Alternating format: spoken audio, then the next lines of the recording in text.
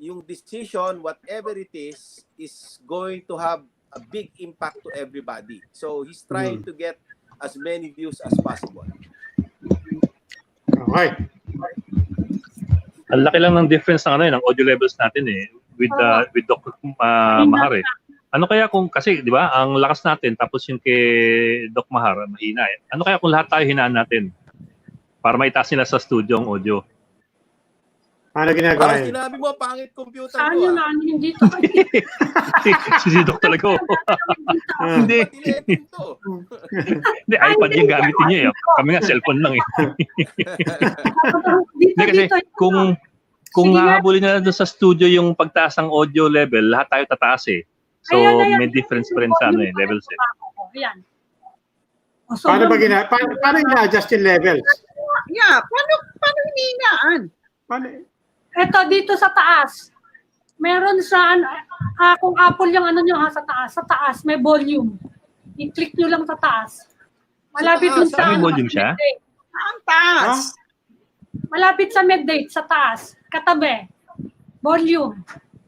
Click nyo lang yung volume. Naririnig nyo ba ako? Yes. Pero hindi ko makita yung sinasabi mong i-click. Ito, katabi. Kung Apple yan, ang Baka master volume mo lang yan sa sarili mo. Pero yung input ng mic mo. Hindi, humina Diba? yung ano ko ngayon eh. Oh. Hindi. Wala Humina akong ba ako? makitang volume. volume. Humina ba ako? Hininaan namin eh. Hindi. Ano yun? Hindi, malakas ka pa rin. Malakas pa rin. Yes. Yan yung audio mo na narinig namin. Teka, kung ito. Doc, meron ho kayong headset ng cellphone, yung ganito? Saan? Wala. Hindi, wag mo Wala. Meron akong earphones pero Ayan, malakas ng ganyan. Malakas na ba? Medyo malakas kaysa kanina. Ayan. Medyo malakas kaysa kanina. Hindi ko makita yung volume. Pag may audio dito, pero Yung volume sa taas, sa right side ng computer. Wala yan. Yung Sa nasa sarili baba mo ng yan. audio, mute Sa and right side ng computer. Wala, dun sa taas na taas. Sa controls. wala. Wala. Wala. Kasi kahapon, yun ang problema ni Dr. Liatson eh. Signal. Hindi lechon yun. Teka, malapit na. Lapit na. Lisyon. Litson, nahihiya naman kami sabihin litson. Hindi. Leyachon. Leyachon. Yeah. Liatson. Leyachon. Hindi, Doc Tony. Dr. Tony na lang. Bok, ikaw, lagi kang lechon, ha? Papansin ko yan. Lechon mo siya. Kakamali ako. Okay na kayo, Dulce ha, mag-umpisa na kami. Yung kapatid. So far wala pa. Si Mahar. Uy, binuton daw tayo on air kanina. Sabi ni Mrs. Ha? Yung lechon, binuton tayo on air. Hindi. Yung pinag-usapan na lechon, binuton tayo on air sa 1PH, Ito naman Channel lang kamali eh. Channel 8. Na lechon, hindi naman kami.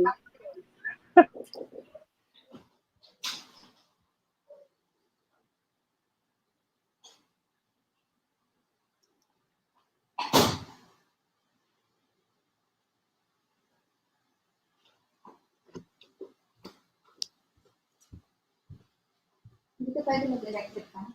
Ito na nga. Hindi, ito akin.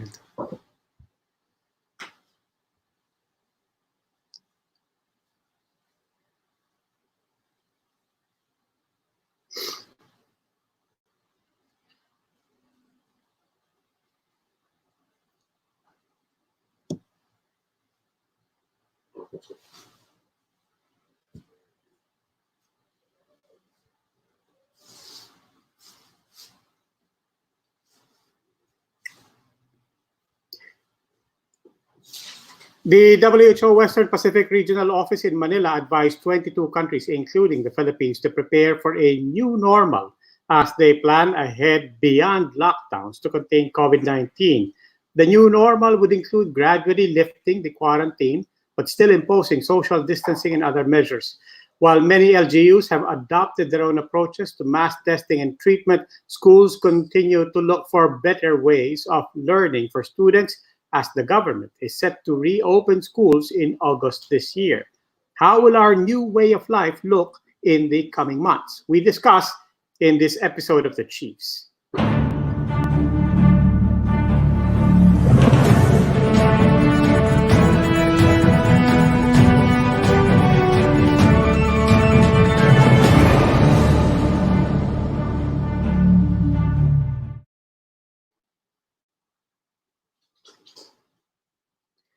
Welcome to this special edition of The Chiefs. With us right now are Ami Pamintuan of the Philippine Star, Ed Lingao of One News, and News 5 Chief Lucy Cruz Valdez. Evening. Good evening. Kamusta kayo dyan? Okay. COVID negative. Mukhang kumakalat sa mga hilig na mga lockdown, ha? Apart Nagbibilang pa rin Bacoor, Manila. Nagbibilang pa rin kayo ng araw hanggang sa araw ng kalayaan nyo, ha? Saka hindi lang 2 days, 1 week. 1 week ang balak ng iba na mag-lockdown. 24 to 30. Eh, yung Basa ng bahay. Diba? Sampalok, total lockdown for 40 Yeah, for 2 days. hours. For 2 Pero days. you know, 1 week. 1 week sa Molino. Molino 3. But you know what? We were speaking to Interior Bok, ano Undersecretary bang Jay mga Echeverry. balita? Oh, we were speaking to him yesterday. Si Interior Undersecretary Echeverry was saying na at the barangay level, they cannot just impose a lockdown unilaterally. They have to get kahit paano approval of some sort from the mayor. Yes. Pero it turns out, like for example, in Quezon City, in Bacoor, Cavite, and in Pasay City, wala silang coordination ng mayor. Diretso silang lockdown. Yes. Hindi, sa Molino, mayor yata mismo nag-impose. Sa Molino, mayor. Well, yung mayor ang nag-impose si Isko. Si Isko sa Manila for Sampaloc. Pero we're speaking to the chairman, the kapitans of area in Pasay City and an area in Bacoor, Cavite. Sila lang. Yes.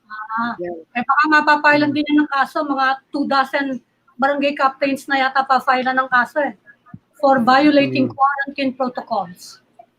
Yeah. Dami pa rin tayo nag-violate eh. Ang daming mga na-pick up kanina sa Taguig eh. Papasyal-pasyal, lakad-lakad lang doon. I think the rules on loitering are quite vague, no?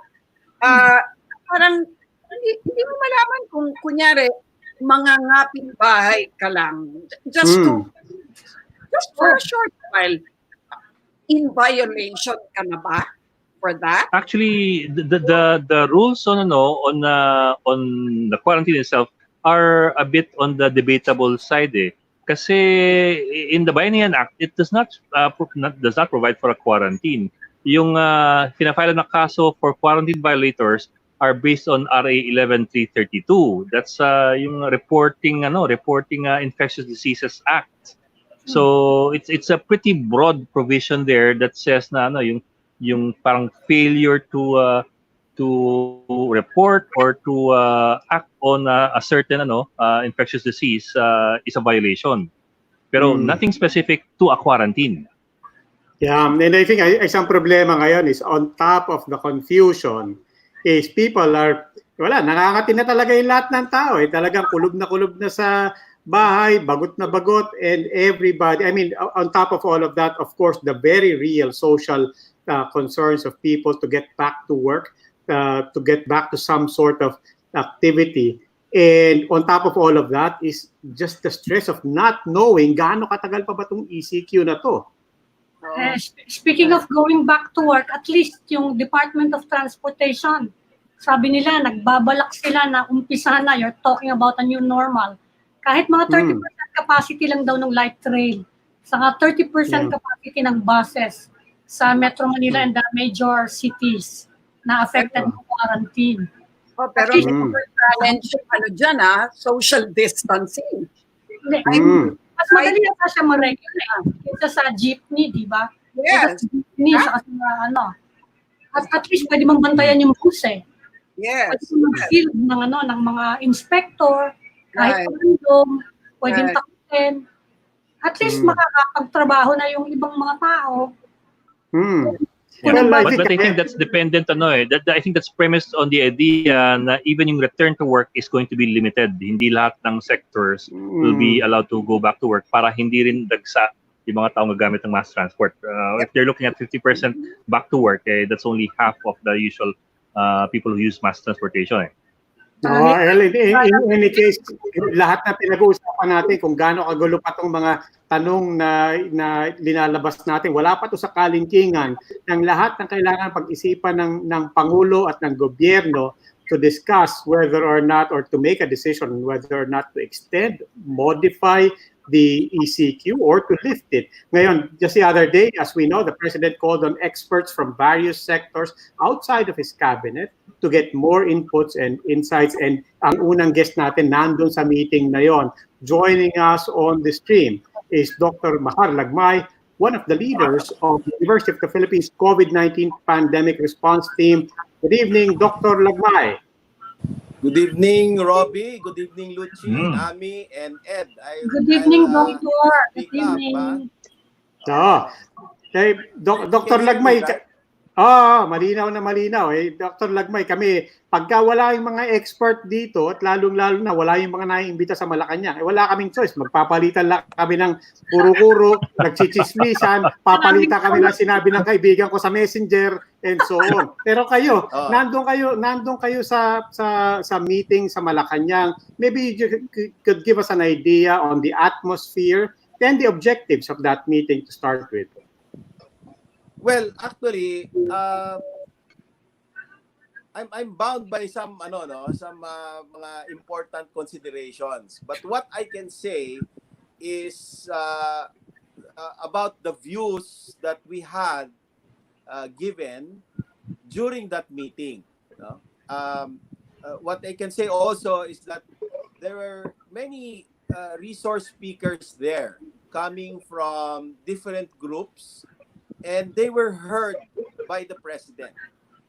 I think for the particular reason that the decision on the lifting of the ECQ or the non-lifting of the ECQ, whatever it is going to be very important.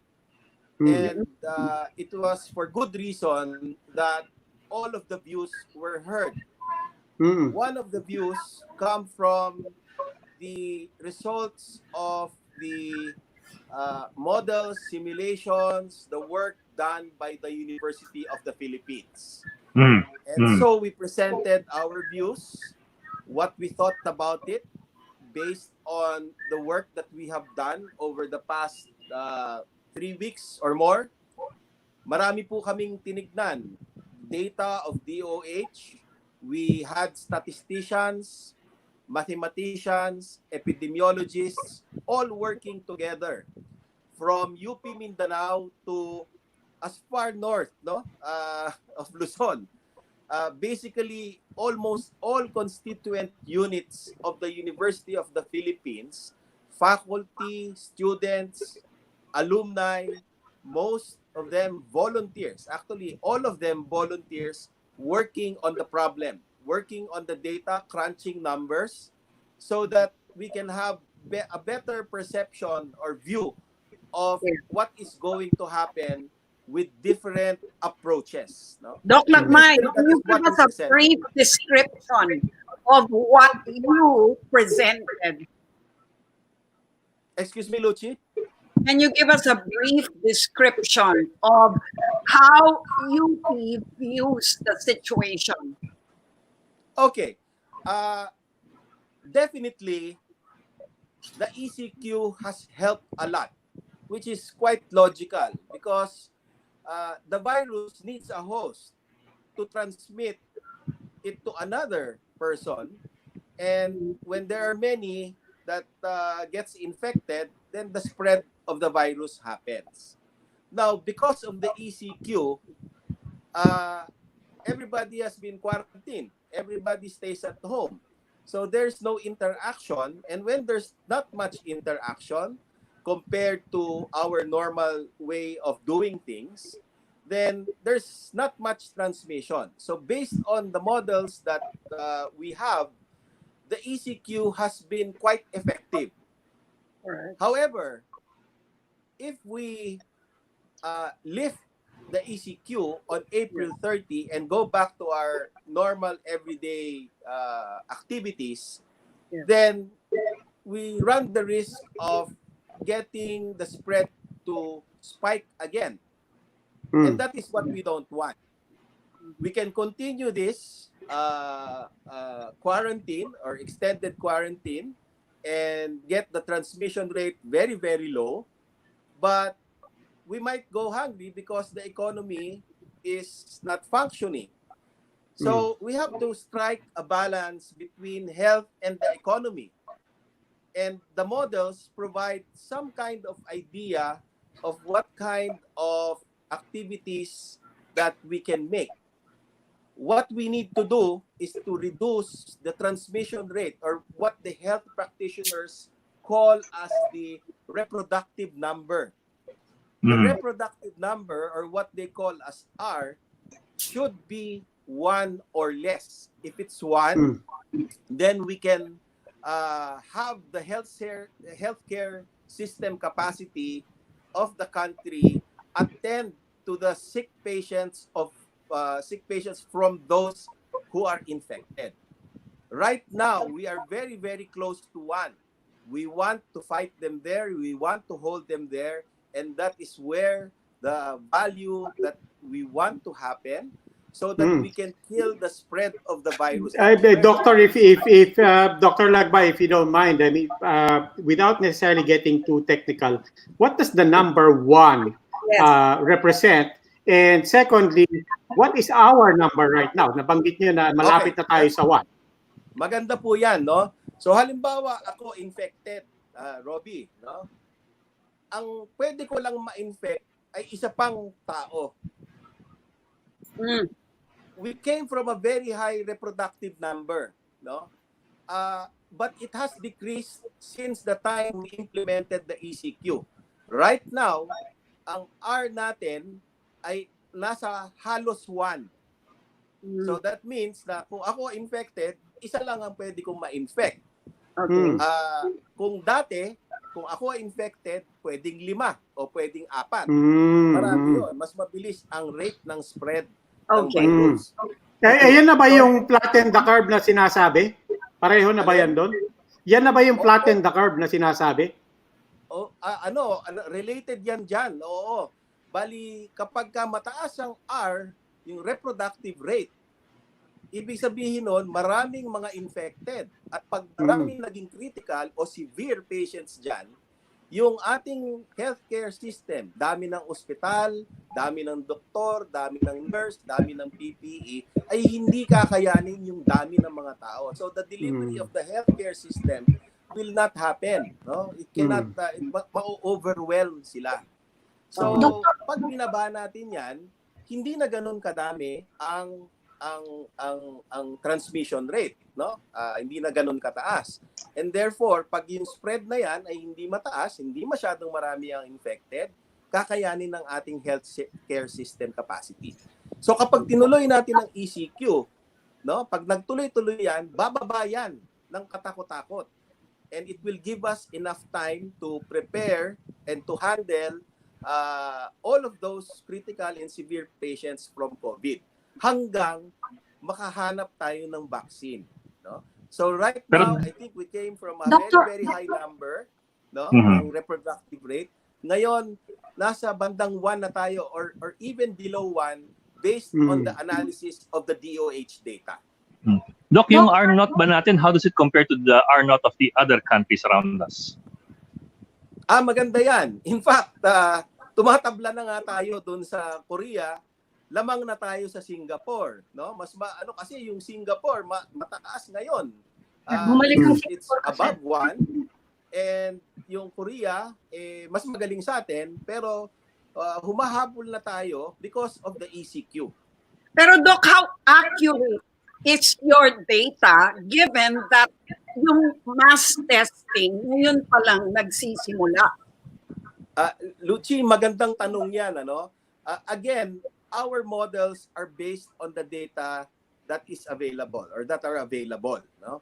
So, we also propose that a certain type of system be introduced so that we can have real-time data, no? Daily data, to be able to address the delays in data that stream, no, that are made available. Kasi halimbawa, ang testing nangyari 2 weeks ago o kaya 1 week ago, bago pa mag-reflect 'yon doon sa data,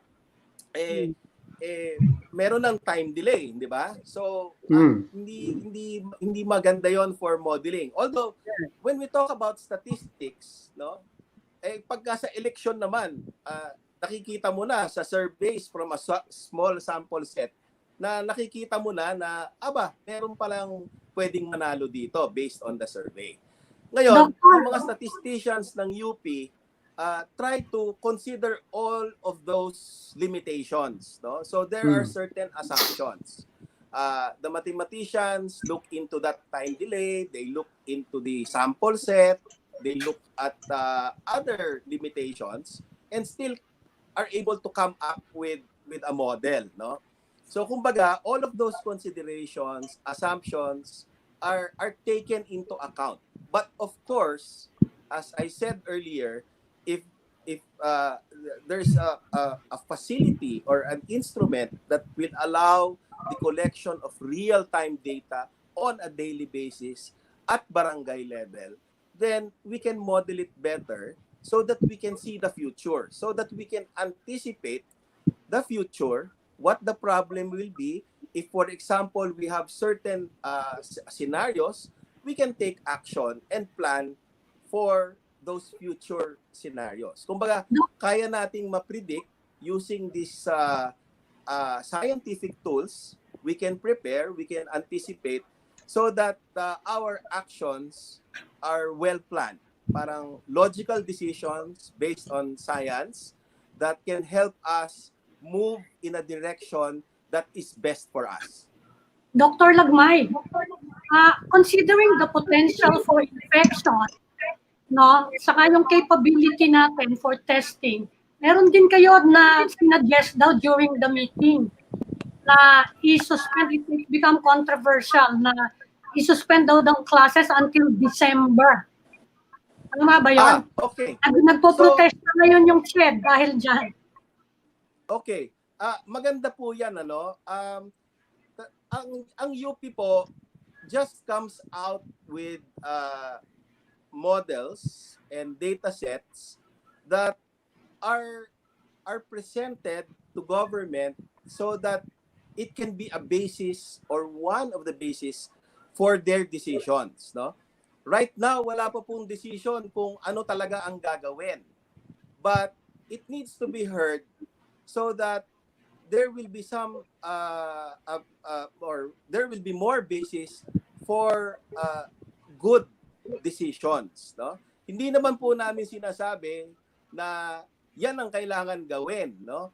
Ang sinasabi po namin ay ito po ang resulta ng mga models. Kapag ito ang nangyari, ito po ang magiging resulta. Kapag hindi tayo nagklase, ito po ang magiging resulta. It's not for us to make the decision, no? And whatever decisions are made, we perfectly realize that there are a lot of consequences, and there will be consequences not just for the education sector. It will be for all sectors: health, environment, transport, energy, whatever sector you can think of. So, pero ikaw personally, you think viable na, kasi si Secretary Briones sabi niya pwede na siguro by August.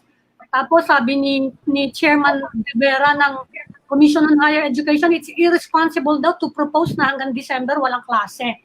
Kayo personally, you think pwede na sa August o dapat talaga maghintay tayo hanggang December to open the... Well, ang basis po kasi noon is the models, no? So please let me explain kung ano ba yung anong yon, no?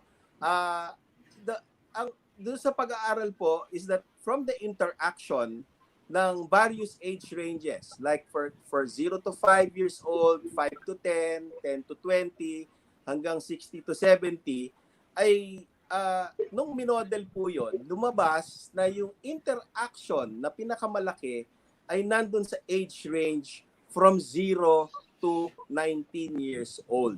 No? Oh. And that represents 56% of Yes. the interaction of all of those people with in various ages. Mm. Now, pag kayo po, tatanungin ko kayo, ano ba po ang pinaka naiisip nyo, unang naiisip nyo when we talk about the age range na 0-19, where do they interact? Hindi ba po ba sa eskwelahan? Hindi ba? Mm. So, ang sinasabi lang po namin is that it is the interaction that we want to minimize. Because if we reduce that kind of interaction in that age range, then we reduce the transmission significantly. Now, it's not our decision po to Dr. Lagbay, I'll clarify lang the nature. Malinaw po, the decision is not yours. The decision is clearly with the president. But with regards to your side, were you just giving insights or were you giving recommendations? We were asked to present the models. Okay. We were asked to present what we have. Now, when we have models and we present numbers, naturally, we're going to be asked, what is the meaning of those numbers? Mm. So those numbers represent what we said, that the age range na pinakamalaking interaction is from 0 to 19. Sige, okay, Dr. Lagbay, I won't press that further, but I want, because I want to get into a bigger question, again, going to the bottom line of the ECQ. Dun po sa mga kasama nyo, did they fall into 2 or 3 or 4 camps with regards just to the question of when do we lift the ECQ? Is there a neat way of categorizing the positions of people just on the schedule of lifting the ECQ? Well, in terms of the general view, I think everybody was in agreement in terms of the suggestions of what to do. No, wala namang problema. Kaya lang, ang decision syempre is not with us. No, yun nga, ang importante po na yung ECQ ay pag-isipan talaga na mabuti based on available data, processing of data converted into information, and yun po ang pwede nating magamit ng gobyerno para makapagdesisyon. Doc, tell us if I'm getting this right. Would it be accurate to say that there was a consensus among all the advisors, or at least most of the advisors of the president on Monday, that number one, there will be no lifting per se of the ECQ, and number two, there will only be a modification and extension of the quarantine. Would that be accurate to say? Ang ano ko po is that we're from UP. I can present what we have, and I guess pinapresent naman ako doon sa press briefing, no? So yun siguro ang limitations, no, na medyo sensitive din kasi yung and we were asked to present in the Malacanang press briefing our views, which we did, and yun po yung parang ang focus was to indicate or tell what results we have, and those are the results that we have. Ayun Okay. po, but the models are very clear. They're based on DOH data, and we can create scenarios with various activities or actions. We can create or we can model what can happen based on the available data. But again, because we're dealing with data, our statisticians and mathematicians and epidemiologists, mappers as well as computer developers actually desire that we are able to get faster data on a daily basis, on a real-time basis, to improve and counter-check and validate whatever we have. So the best Opo. available data Doc, we Yes, presented. yes, Doc. Doc, I'm reading your report, the last report that the COVID response team of UP released. I think it was on Sunday, April 20. Yung R0, yung reproductivity number po dito sa report is at 0.60. Would it be correct to say that that means that it takes 2 positive patients or 2 positive, positively infected people to infect 1 person, more or less? Is that how it translates? Pag R is 1, I can infect 1. One. Yes. Opo, it's Oo. 0.6 kasi sa report ninyo eh. Ano The Sunday yan? report. Ang baba niya, is that for the entire Philippines or for Uh, province or kasi I iba-iba po think per it's for the province. Philippines. Well, let me check Pero that. nang nagkakalkula kami ng R0 na yan, magbe-break muna tayo, pero hindi pa tayo tapos sa inyo, Doc Lagmaya. So just stay right there. We will be back. Sige po. Okay.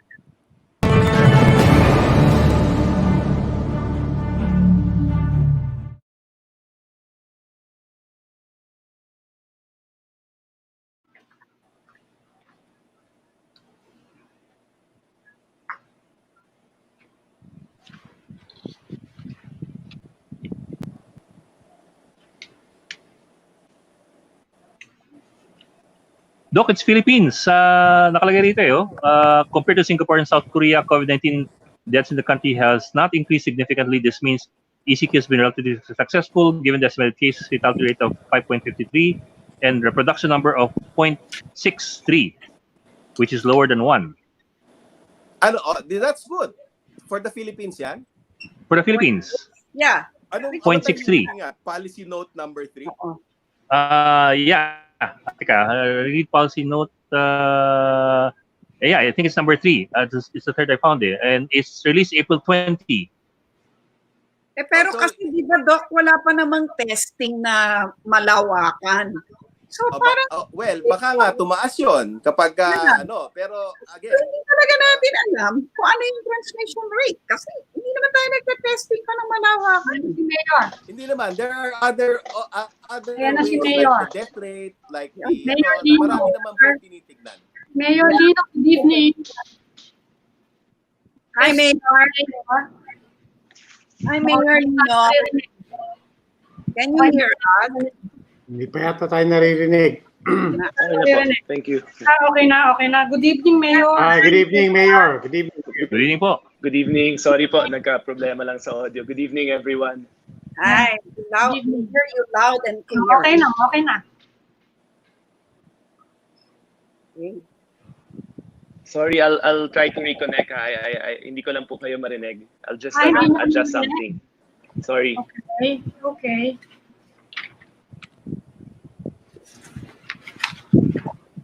Doc, the next question from me will be, what do you think a manageable number to work with? Kumbaga sa research, what is a reasonable sample size?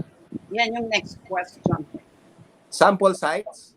Yeah, kasi inaliken nyo yung ninyo yung study ninyo sa research study. Kunyari, mga survey. Diba? So you have to have a sample size. So my question to you would be, what is a reasonable sample size? Well, if you naka-live pa tayo na? Hindi Hindi ba? pa. Okay. Yeah, mamaya. If you look at the NCOV site, NCOV site, we have a map there na nilalabas yung probability of outbreak. And those areas that are highlighted in dark blue, I think those are the sites that are perfect for testing, no? Pero you will have to wait, right, for the test numbers to come. Yes, but we must also consider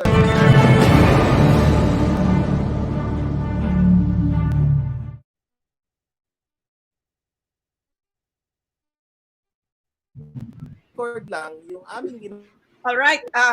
Okay, Doc Lagmay, with all due respect, we will just have to introduce a new guest at this point, and that's Mayor Nino Cayetano of Taguig, but I don't see him yet on the screen. He's coming online. There you go, Mayor Nino. Welcome to the Chiefs. Welcome, Mayor. Okay, but we don't hear audio. We don't hear you. Okay. Okay, I think... Let's try to bring Mayor back later siguro. They have to fix the audio. Yeah. Anyway, Dr. Lagmay, my question is, what is a reasonable sample size before you can actually determine what the rate of transmission is? Well, Right. the modelers, Yeah. well, the modelers have come up with some values of the number of tests that we need on a daily basis, no? And they have come up with a figure anywhere between 9,000 to 10,000 tests, no? Whoa. And if we are able to do that, then we will have a good figure of what is happening.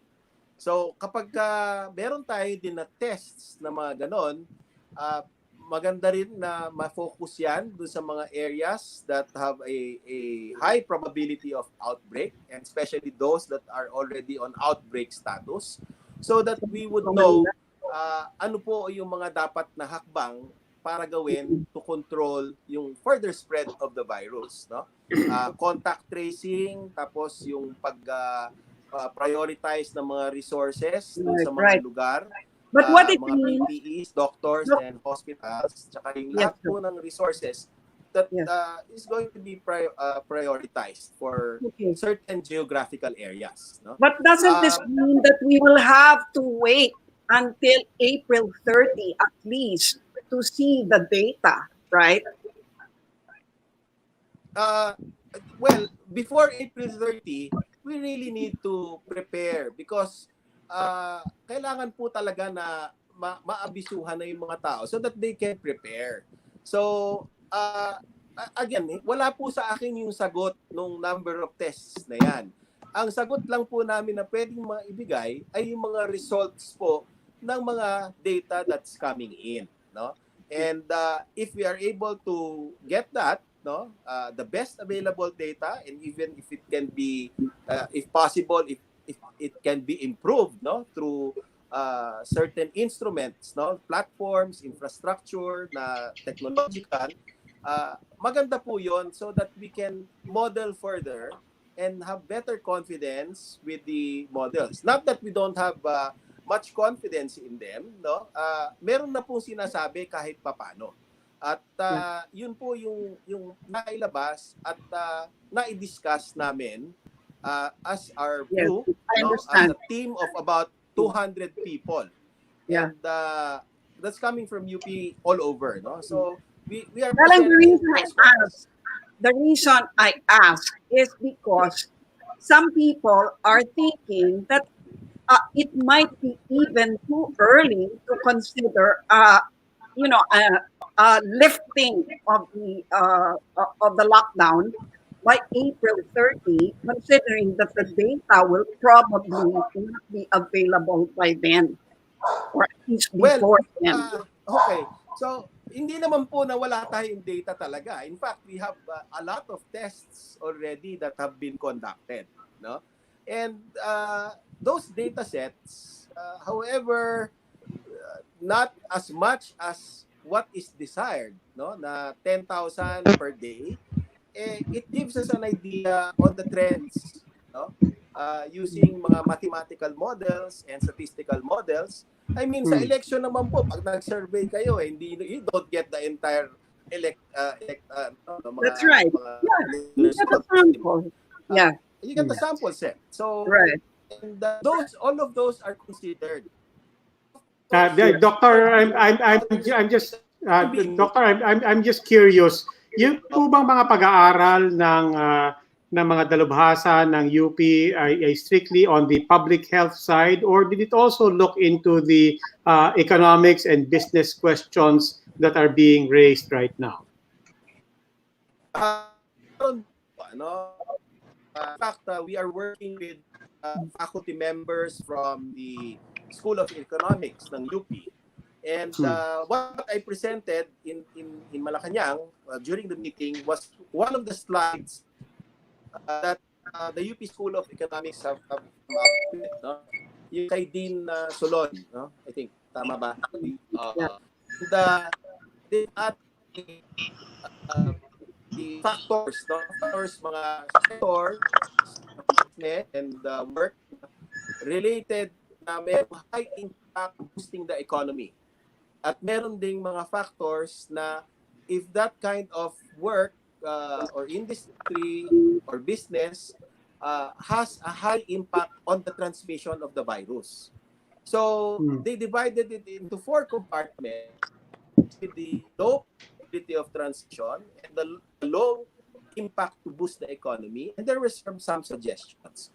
On the other hand, yung opposite, with high impact to the economy, and a high transmission rate, no, probability of transmission of the virus, tinignan din po yun. And there were corresponding suggestions for each of those mga sectors, no. Yes, meron pong meeting nun. Ang gagaling po sa School of Economics, which is part of the COVID-19 pandemic response. Okay, Kasama na natin si Well, welcome Mayor Lino again. Mayor Lino, Mayor. Thank you. Yun, there's audio na. Mayor, congratulations. Mukhang unang-una kayong magkakaroon ng drive-thru testing. Huh? Thank you, ma'am. Thank you. Actually, the drive-thru is not so complicated. Once we were able to secure yung aming aming mga MOA with our PCR testing laboratories, the process of the drive-thru isn't so complicated. I think all cities can apply it, but I think the actual game changer is not the drive-thru. No? Mas sexy lang pag-usapan yung drive-thru, but I think the game changer is really bringing it down to the barangay. So we've started at the barangay level, the health center, with doing 5 health centers today. Being classified as a notifiable disease, yung health centers talaga namin yung traditionally nakakapagtukoy, no, sa mga may sakit sa ating Mayor, sino so it's really pwedeng drive-thru para sa mga kababayan natin at pamilya. Mayor, sino pwedeng mag-drive-thru? Capacitating all our health centers. Kailangan residente ng Taguig. Hindi, saka paano? Kahit sino, Kailangan ba resident ng Taguig yung pwede lang sa ngayon? Mayor, Mayor, can you hear us? Mayor, Sorry, can you ma'am. hear us? Sorry, I didn't get anything. Oo. Ngayon po, okay. Gaano gaano karaming kaya niyong i-testing without drive-thru? Saka gaano kabilis lalabas yung results? Kung drive-thru yung ano. I'm not sure.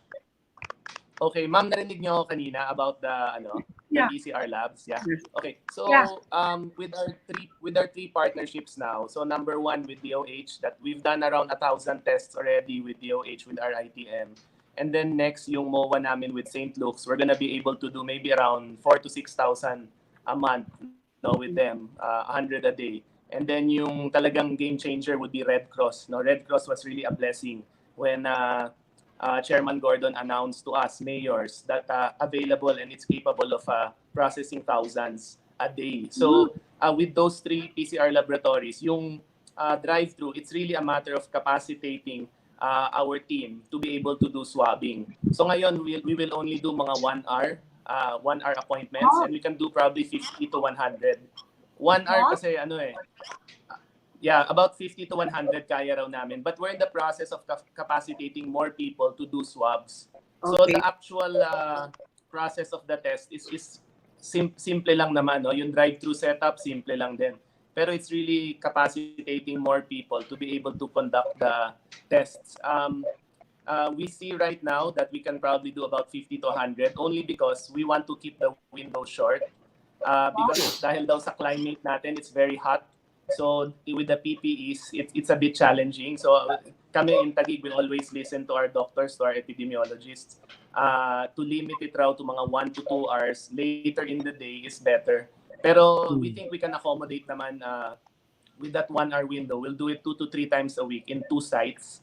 And then sabi ko nga kanina, it's really capacitating the health centers that for me will really be post-ECQ, no? That will really lead us to the new norm. Once we capacitate our health centers to be able to do our testing, which we're doing now. So today, we're 5 health centers na namin yung nag-testing po.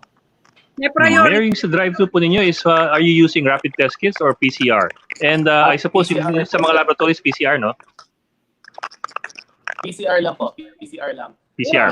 We don't take away that the rapid tests may be useful at some point, but right now we can do about 10 to 15,000, and we're around 800,000 in Taguig. So that's around 1 to 1.5% of the population, equal to the best practice. So kami, because we're capable naman right now, we'd rather do that. If in case we decide to open up the economy, to open up trade, we may put into algorithm the rapid testing. Pero I think everyone's aware naman yung limitation ng rapid test. So it is just one component that we will inject into our framework if the time comes that we will need it. So sino mga ipa-prioritize? Taguig residents ba muna? Ma'am, sorry, can you repeat po? Ano ang prioritize? Yes. Yes, ma'am.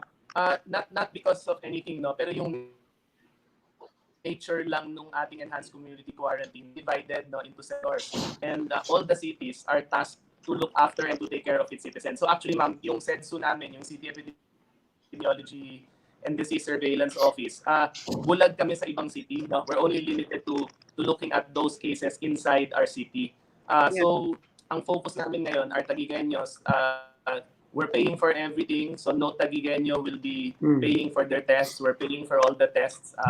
We want to do it fast. We've done 1,000 already since March, but we're looking to really ramp up testing and really expand yung tinetest namin, and then finally get into that category where we do sampling ng population. Pero wala pa po.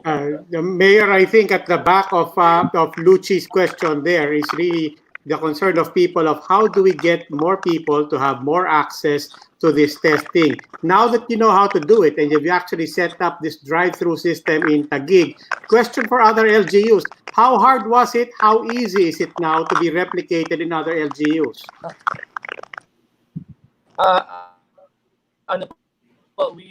We work closely together with the other mayors. Like, minsan yung misconception is really just understanding yung various tools available to us. Tulad po nung testing, di ba? Iba yung component ng testing, iba yung component po nung swabbing, tsaka yung transport medium. Kami sa LGU, like in Taguig, we bought a lot, We bought 5,000 initially na swabbing kits.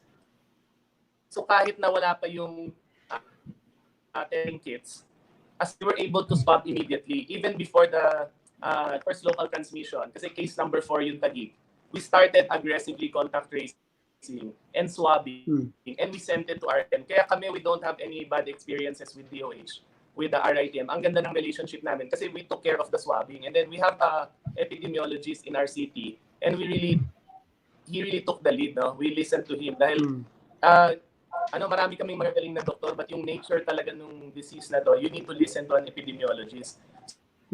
So we were able to do that because we had the swabbing kits. Then we were able to purchase testing kits, and in fact ngayon nakatabi lang yon dahil lahat naman ng mga partner PCR laboratories namin, part na nung package nila yung testing kits.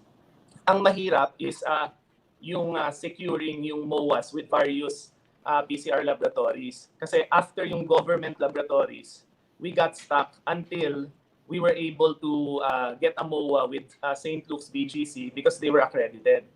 So when that happened, sabi ko, kaya ko na yung best practice, 5,000, 6,000 to 1 million. But the game changer was when we got a surprise call.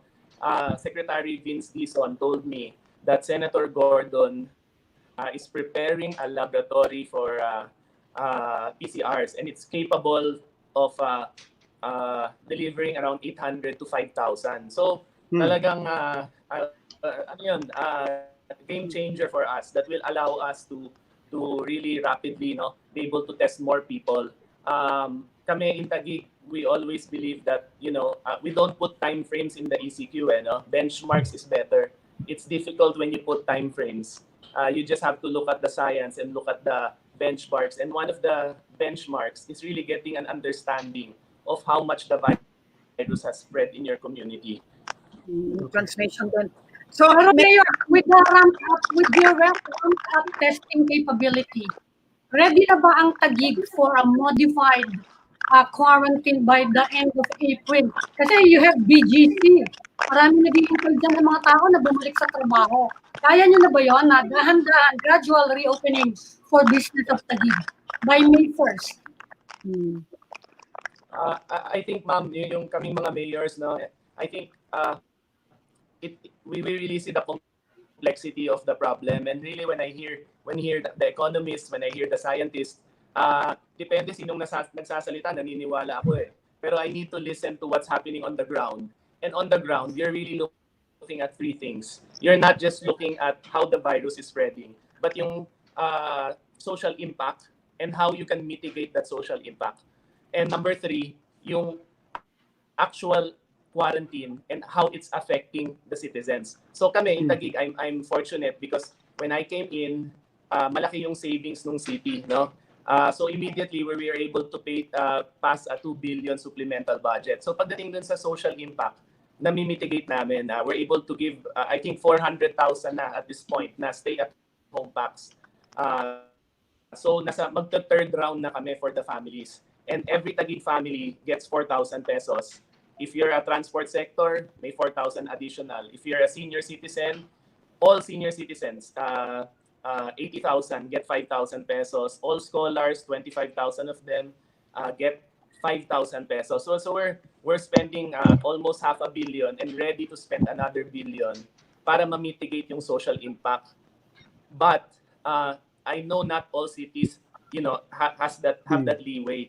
So kami, either way, no, we will listen to the national government. My only personal stand is that the Metro Manila has to act as one because it will not work if you open one city but not open another. Because my wife works in Pasig, my nieces study in Quezon City, maghahalo eh. We had a very difficult time in the beginning nung nagko-contact tracing kami, early March. Kasi yung isang taga-Taguig na sinusundan namin, pagpunta sa kabilang city, bulag kami. Ang nire-report lang sa amin, yung home address. So that's something that we're trying to solve now. There's really closer cooperation between the Metro Manila mayors. Yun yung isa ko lang na concern, na pag nagbukas, I'd rather that we open industries rather than areas. Then the local government can take care of the areas, and then we ask the industries to do testings on their end. Mayor, Let's bago try to- kawalan, pwede bang tanungin kayo tungkol dun sa condo incident? Ano bang last word nyo when it comes to loitering within the common areas? And also, kanina Mayor, Right. ang daming na-pick up sa mga kalye ng BGT and as well sa mga streets ng Taguig.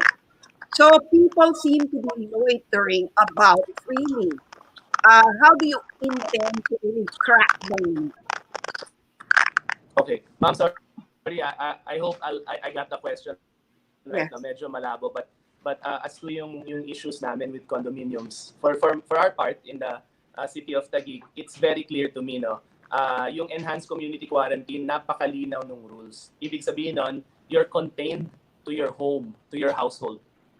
Doon ka contained. So sabi ko nga, I listen to the science. The reason why we close common areas, yung basketball court, yung mga plaza, kaya natin sinasara dahil nagmimingle yung different households at doon nagtatransmit yung disease. So sa akin po, private or public, especially one building has many homes. No? Some have hundreds of homes in one building. So the common space, several households will congregate. So sa akin ho, I don't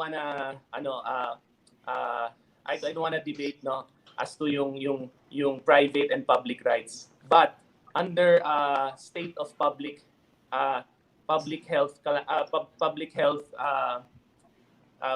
the situation allows the local government to be able to intervene in cases where they feel like it is a matter of public health. So sa amin, very clear yun, mayaman o mahirap. It's not really an issue of BGC condos. 95% of BGC condos comply. A lot of our urban poor areas are private property. Hindi ba hindi alam ng mga kababayan natin, a lot of our urban poor areas, private property ho yun, lupa ng isa o dalawang tao na sinasubdivide nila. Pwede doon ang kapulisan. Ang tenement building, yung sikat sa Taguig na merong pinainting ni Kobe Bryant, yung building ho na yun, hindi ho ginagamit ang common areas. So sa amin, rich or poor, it doesn't really matter. We want to implement the enhanced community quarantine in the right way because we want to protect our citizens. Yung ganun lang ho kasimple sa amin. At sabi ko nga, napakadami naming trabaho. No, may mga araw nagbibilang kami ng body bag. Nakikipag-MOA kami sa mga punerarya. Nagbibilang kami ilan magkakasakit, ilan mamamatay. So poproblemahin ko pa yung mga gusto mag-sunbathing at gusto mag-badminton. I will implement the law, pero hindi ako makikipag-debate, makikipag-away sa kanila. The PNP can file charges and they can file charges against us. But really, that this is a time to unite. It's a time to work together. It's a time to make sacrifices. All right. Maraming salamat po sa inyo, Mayor Lino Cayetano. Thank you, Maraming Mayor. salamat po, Mayor. Sir Ed, thank you, Robbie. Thank you, Ma'am Ami. Thank you, Thank you. Ma'am Lucy. Thank you po. Thank you. All right. Okay, I think at this point, we're going to have to take a break again, but we're not done, so please don't always.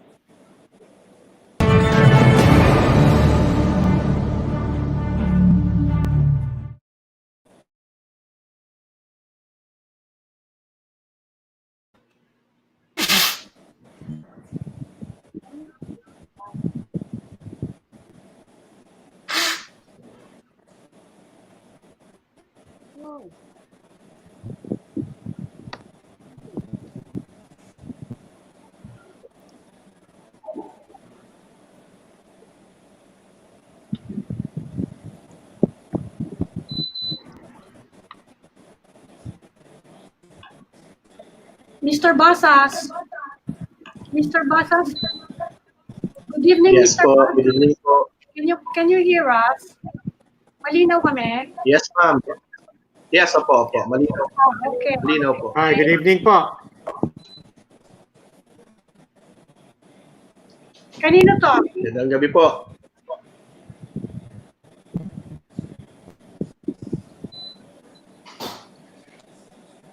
Sino okay. Sige. Okay.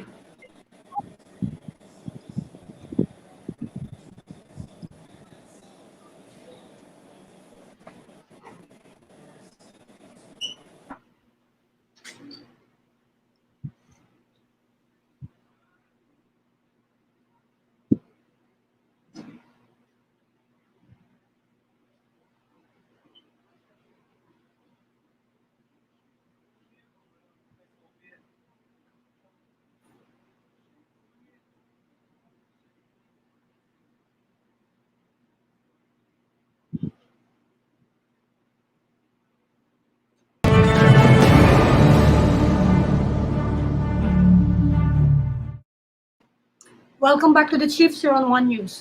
We're still with Dr. Mahar Lagmay of the UP response team to COVID, and now joining us is Mr. Benjo Basas, Chairman of the Teachers Dignity Coalition.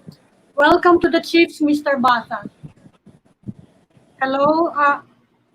Yes, ma'am. Magandang Narinig niyo po kami. Salamat. Okay. Malaki pong istorya ngayon yung resumption ng classes, pinag-uusapan ng UP, pinag-uusapan ng DepEd. Ang sabi ni Secretary Briones, they might be ready by August.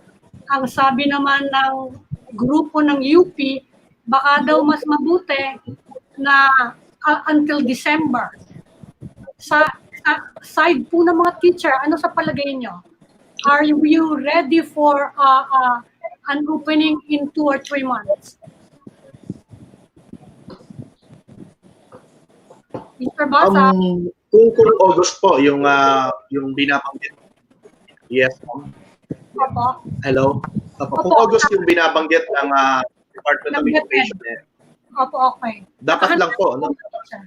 Dapat ito. Nakahanda Yes, po ma'am. ang mga teachers? Nakahanda ang teachers for August? Or mas gustuhin nyo na sa... Nakahanda naman po, pero ang sinasabi ho namin dito, dapat po, no, marapat lamang na yung assessment at recommendation ng science community po natin, no, specifically of course nung DOH, ng WHO, ng UP, no, of course represented by Dr. Lagmay, ano po. Sa nakikita po namin, baka pag nagbalik tayo ng klase, ang sa amin po, huwag natin sana ipilit, no, although meron po ginawang survey yung Department of Education, and we appreciate the survey, tinatanong nila yung stakeholders, specifically yung teachers and even parents na po, no? Pero syempre hindi naman ito popularity, no, ang issue po dito. Safety po yung pinakauna po, no, na dapat nating tignan. And in fact, no, lumalabas naman, no, kahit po sa amin, meron din kasi kami Ron, na survey din, no, among our members, no. Ganun po yung general sentiment ng aming kasabihan, and even beyond the TDC po, no.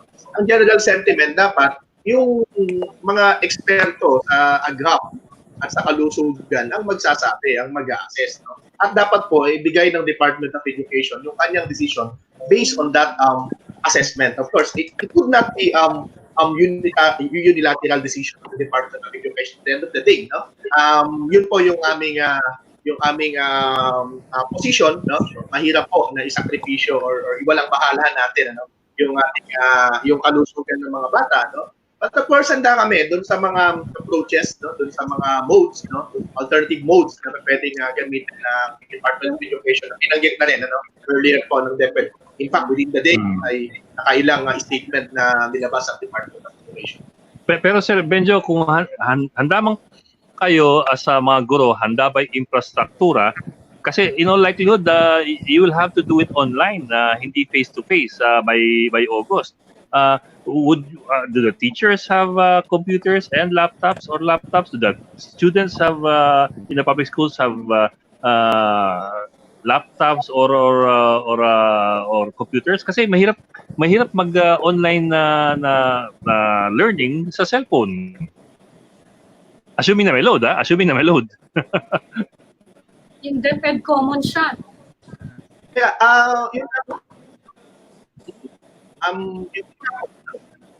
that is basically, no, our contention din, ano, dito sa pinapanggit ng Department of Education na online or distant learning modes, no, kasi hindi ready, no, tama po yung infrastructure, ano. You know, talking about here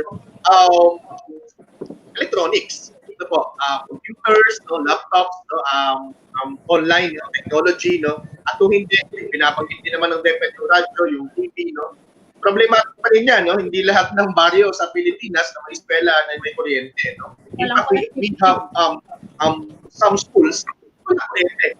Ano po? So, medyo may problema po talaga dito dun sa accessibility. And of course, pag hindi accessible, yung efficiency ng project, no, ay magiging questionable po, no? Kaya nga pong sinasabi namin, ano, baka naman po, no, inuulit po namin lagi, no, sa atin, ano, sa ating mga sa padla, no, na dapat po ang first and foremost, no, the consideration would be yung recommendation po at assessment, no, ng komunidad, no, ng mga eksperto, no, yung mathematics, yung science, no, nitong usapin po na ito, no. Otherwise, no, baka pinipilit po natin na magklase. Well, ang binabanggit naman Sir Ed, no, ng DepEd ng mga nakalipas na araw ay it could be a combination of both, no. Meron pong face-to-face learning, no, at meron naman ding online, no. Pero ang sabi nga namin, no, whichever, yung face-to-face learning ay July, August or rather, no, ay hindi pa natin nga nakatiyak. Ngayon po, ang hirap po, no, tignan, ano, kasi less than a week, no, ay mula nung nagkaroon yung sinasabi po natin ng mass testing, no, hindi pa natin siguro na nai-hit yung pinaka-peak, no.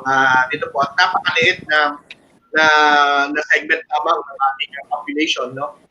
And I mean, no, yung vulnerable population po natin ang test. At sa tingin namin po, napakaliit pa po nitong bilang na ito na hindi pa natin alam no, kung sino po ang infected no, dito sa coronavirus no, dito po sa ating mga nakikita sa daan. No? Tapos, Mr. Basas. Natin, no? Taking from Mr. Basas, Yes. Robbie Alampay po, no? Opo. Gaya nga po ng sinabi niyo, napakamasalimuot nung tanong kung kailan Yes, pa sir. talaga tayo magbubukas. Opo. And it's almost not a question of kung tama o mali. It's a matter of making a decision. Pero ang tanong ko lang po, sa palagay niyo po ba kung kailan man mangyayari yon? And tanong ko na rin to kay Mr. Lagmay, ano? Kay Dr. Lagmay. Kung kailan man mag-uumpisa, do you think we have to make a decision with full confidence na ito na yon? Or on the other side of it, this is my question to Chairman Gordon also the other day, can we afford a false start? In other words, magde-decide tayo, pagkatapos after a couple of weeks biglang ay mali pala, balik tayo sa kuweba, balik tayo sa mga bahay natin. Paano po ba ang pagproseso doon? Would you rather err on being conservative and having a kumbaga sure ball na okay, pagka nagbukas tayo ito na yon, or can we take the risk of opening with the additional risk of having to pull back again? Yun po, no? Napakahirap po niyan. And in fact, nangyari yan sa ibang mga bansa po, no? Nang biglang itinigil. Well, hindi pa natin pinag-uusapan po dito yung specific cases sa schools po, no? Sa ibang mga bansa, in Singapore po, ay nangyari po yan, no? Biglang tumaas ulit yung cases, no? After na sabihin natin nagluwag sila, no? Dun sa lockdown na policy, no? Take the position po that we really have to be sure, no? By the time na nagsabi tayo na okay na, eto na, magbukas tayo ng klase. After all, no, yung pong binabanggit ng DepEd na by August naman ay combination nga no, online, no? Baka naman po pwede nating kung hindi pa talaga no, at nakumbinsi po natin ng DepEd, nakumbinsi ng UP ang Department of Education at ang Presidente, ang IATF, no, na hindi magbukas ng klase up to December, no, po, baka ang pwede dyan naman po. Ngayon po, merong inintroduce ang DepEd na may 4 million subscribers na po may get yung DepEd Commons. No? Ito po yung ginagamit po namin ngayon. Ano po? Ginagamit po ng mga bata, ng mga teacher, ng mga magulang. No? Well, nakaka-enjoy naman at may mga learning po. No? Baka pwedeng supplement po muna natin ano, ng mga gayon. Para naman yung mga bata ay hindi naman bongga yung bakasyon nila po. No? Na imagine from March to December. No? Medyo ano po ito, no? Sa ibang mga bata na walang ginagawa, napakasaya nila sa pasapon. No? Lalo na pag pwede na uling maligo sa beach or sa mga ilog, ano po. So, willing po kami na tumulong naman and part of our task naman, ano po, yung pagturo, no? Kasi tama naman, Secretary Briones, of course, no? Hindi po pwedeng matigil ang edukasyon no? Because of this crisis. Dr. Lagmay, your take. Yung tanong mo, Robbie, no? Pag nilagay ko to sa disaster perspective, ano, walang sigurado sa mga we are all taking risks at merong mga levels of probability ng risk, no? And the more that you don't know about a certain problem, the higher risk that you take. But if you have more data sets that can get you or give you ideas on how to visualize what can happen depending on your action, the lower the risk that you take, no? So importante po talaga ang datos, importante po talaga ang siyensya, no? Mahirap po mag-claim ng 100% na kasiguraduhan, no? But the more that we have an idea of a profile, a better profile of the problem, better decisions, and the lower risk that we take. No? So maganda rin po yung sinabing huli ni Mr. Baha ba? Mr. Baha? Basta. Na yung kinote niya kay Secretary Briones na education should not end, no? Despite the crisis that we're in. Yung naman pong sinasabi naman lang namin is that it's the interaction na physical na ayaw namin. It does not mean na learning will end. Kasi there are alternative means of learning, no? Like for example, yung sinasabi Meron din na pwede mong binigay yung libro o basahin nyo yan. Tapos magtanungan na lang kayo later on. Meron mga servers na tinatawag na nandun, yung eLive PH, no? Nandun, ang dami-daming pwedeng basahin ng mga bata, and that I don't think 1 year is enough to consume all of that, no? That can be reproduced, yung mga Raspberry servers na yan. At a very, very low cost, it's being used in some provinces. We can mass produce that to address the problem na akala ng mga tao mahihinto ang learning. That's not what we're saying. What we're saying is the physical interaction. Class delivery will continue. It's the schools where the physical interaction can happen na hindi sinasabi na models na advisable.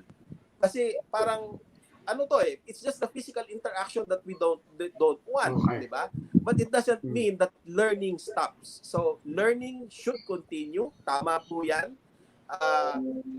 Kung kailan 'yon na magiging face-to-face ulit at yung schedule ay regular, yun po yung mga sinasuggest na pag-isipan, pag-aralan na mabuti. Pero right now, what we're saying based on the interaction models is that hindi pa po advisable yon. Now, the decision to whatever cancel, close schools, no? Kasi nagko-confuse po yung mga tao sa definition ng class, sa school, ano po ba yon? But the bottom line is, it's the physical interaction that we're trying to say is not advisable based on the models.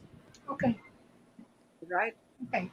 Maraming salamat po sa inyo, Dr. Mar Lagnay and Mr. Benjo Pasa. Thank you. At sa uulitin during better times. Sa susunod, magkakaharap tayo. At wag po kayong aalis yung mga nanonood. We still have Dr. Maraming salamat. Yeah. Please stay tuned. All right. Thank you po. Thank you. Okay. So we're waiting for Dr. Lim now. No? Or are we going to a gap? No, we're not. We're not. Kailangan daw banter. Banter! Okay. Hindi ko na Actually, matandaan may binigit si Dr. Lagmay kanina na raspberry. I don't know if you're familiar with the raspberry. Raspberry Pi. Pi. Hindi yung binibake ni Ami Raspberry Pi, Pi. It's a small module that acts like a processor na. It's around 2,000 pesos yata if I remember right, mga ganun Just connected to a monitor, connected to a keyboard, and connected to a mouse, and then you have a working computer. It's very, very small. Basically, it's a very low cost computer. It's a low cost computer. Yun lang. It's a low cost. Actually, it's not low cost computer. It's a low cost processor. Kasi you will still have to get the monitor and you still have to get the other parts of the computer. Hindi lang yun. Natumbok mo kanina, Ed, di ba? It's a whole ecosystem when it comes to education. Even with a computer, even with a cell phone, you just have one component. Wala pa dyan yung data plan. And for that matter, and also now, we know a lot of teachers. We have a lot of friends who are teachers. They're also saying, look, wala namang modules that are specifically designed for online teaching. So even their own methodologies are everybody's hit and miss and experimenting excitedly, but at the same time, it can be very frustrating even on the side of the teachers. There's the other complication then there. Yung commons. The Deped Commons. Kaya lang, subject specific yan subject specific. Saka, yung internet access ka, 48% lang daw. Yes, exactly. Saka tingnan And mo also remember, Boka, a lot of the online learning is being done by tertiary and higher education students. Yes. Kasi may disiplina na yan, may proseso na yan ng pag-aaral. If you try to introduce that to primary students, mga elementary, na full online lang tayo, ikaw nasa computer, ako nasa computer sa ibang bayan, baka mahihirapan yan kasi wala siyang direct interaction, walang naka-supervise sa kanya, wala siyang disiplina yet or maturity. Baka mamaya kung saan website papunta.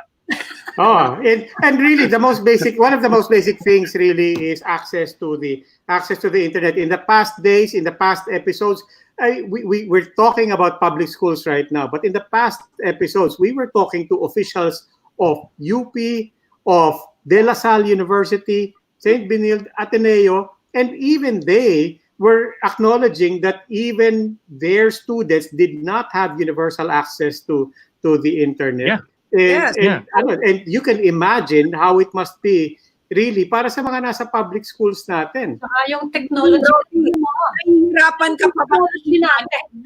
Tayo lang nga rito. Kaya hindi natin nakuha yung huli nating guest. Yung hindi natin nakuha. That's technology. Si Dr. Lagmay nga, nasa UP na yon. Hindi natin maintindihan yung ibang parte na sinasabi niya. Si Luchi, isang kilometro lang sa akin to si Luchi. Hindi ko pag-misa, pati-pati pa yung buong classroom. Yung kinukuha mo, teacher ka, kukunin mo yung buong classroom. Patay na. And who was it who said sa UP, not all the teachers have computers or laptops. Yeah. And not all of them have fixed internet connection. Sabi These are teachers in UP. Sabi ni Secretary Briones, mga teachers lahat meron ng computer. Ang problema daw nila connectivity. Yun nga lang, Hindi. Nagpupunta ako ng probinsya, nagdi-distribute ako ng laptop. That's right. Natutuwa yung mga teacher namin. Meron na tayong mga gamit. Yeah. Pero matutuwa kaya mga estudyante na ganito kahaba ang ang bakasyon? I can't in uni. Ewan ko sa inyo, pero yung mga estudyante dito sa bahay ko, hindi na natutuwa sa amin. Kaya iniisip nila, pagbabayarin ba sila? Yan ang problema. Pagbabayarin ba namin to, mawawala ba yung ilang 3 summer nila? Yes, exactly. Di ba yan ang pinoproblema nila ngayon? Yeah. Na paano ikaw, Ed, sigurado mag-i-enjoy ka, walang pasok. Bakit? Bakit? Ano kala mo sa akin? Do I look like you plays hooky? Pero you've been to provinces. Alam mo, sa connectivity doon. You've been to the provinces. South, lalo sa South. Nakapunta ka na rin paano may kung mga nila online? Ang daming lugar walang consistent kuryente. As in, may oras lang if at all. Yeah. Okay. Anyway, teka muna, Bok. Tama ba pagkakaintindi ko? Ami, Bok, you're following the news. Tomorrow, may announcement na nga ba? Are we expecting an announcement tomorrow? Well, that's the last thing we heard from Bongo. Siyempre, in the end, it's the president's call if he wants to. He's not man bound by any rule to make any announcement tomorrow. It's just that Bongo said he's expected to make an announcement tomorrow. And of course, that can change. Kasi, in the end, it's up to him. If he wants to do it on Saturday or on Monday or at midnight or at 1 a.m., it's his call. Let's just say, when they say it's going to be at 4 p.m., it will probably be at 4 a.m. Okay. Hindi naman, 10 or 11 yung experience. 10 or 11. Minamalas-malas mga midnight. Kasi ito the whole day nakipag-usap yata siya sa iba pang grupo. So scientists, educators, business. Bukas matatapos na, kaya yun ang estimate ni Senator Bongo na bukas ng gabi nakikita na si Presidente. Yeah, but in all seriousness, that much we know that the President has been collecting and getting and inviting insights from many sectors these past few days. Yeah, as we said, it's going to be a very, very difficult decision. Yeah. Mahirap talaga. I don't want to be where he is. Yeah. Oh. Pero sabi ni Bongo, it's likely to be it's shaping up to be a modified extended quarantine or enhanced quarantine. Yun na rin yung so mukhang at from their perspective, mukhang out of the picture na yung yung lifting. The picture na yata. And mukhang malabo rin yung simple extension kahit pa parang may modification. Yeah. Yeah. Okay. Pero Okay. On that note, of course, we will keep the conversation going. If it were up to us. We've been trying to. the technology will cooperate with us. Thank you to all of you. I'm Lucy Cruz Valdez of News 5. I'm Ami Pamintuan of the Philippine Star. I'm Edinga of One News. I'm Robbie Alampay, and we are One News.